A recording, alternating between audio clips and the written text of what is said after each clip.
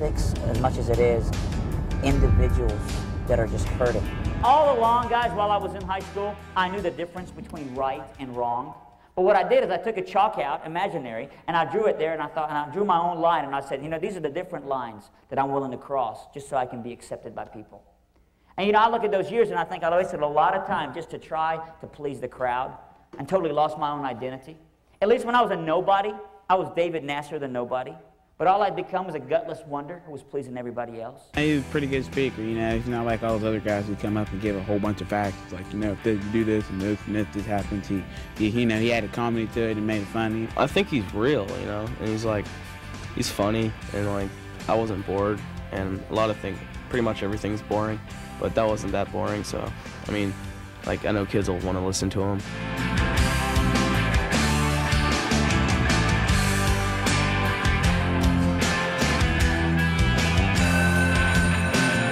I try to come in and say, you know what, the answers to all that frustration is not necessarily drugs, alcohol, or a mate that you can be sexually active with. But there are better things in life than that. And you can turn tragedy into testimony.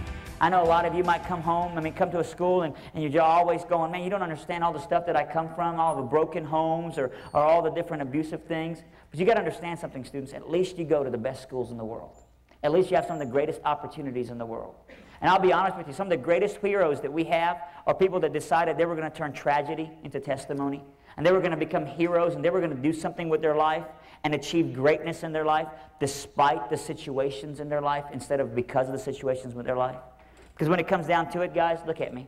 Most of you, you're not going to be handed everything you want on a silver platter. So you better start to think and say, hey, you know what? If I've got goals that I'd like to meet later in life, what can I do to achieve those goals? And you guys can get there.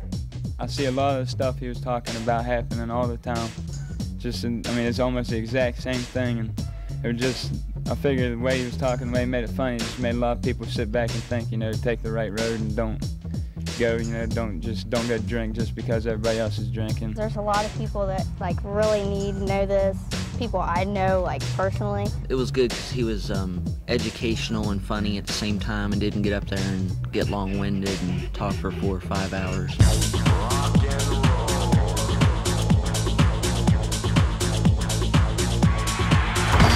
I think a lot of them are afraid that we talk about religion, and they have to understand that I know where the line is, and I try to step at least a couple steps behind the line instead of going to the edge so that I can be effective. I believe that we can be effective by following the rules and by being within the boundaries of the schools. Mr. Nasser's approach and presentation to them connected, and they profited from it. And I know that these principals and these superintendents, they are not just superintendent or principal, but mom and dad to half these kids. And they're trying to make their schools a fortress, a safe environment for their students.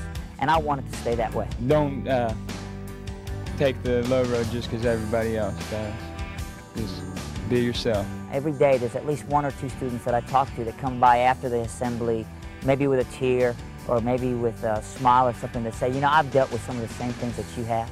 And it makes you understand that this is all just worth doing.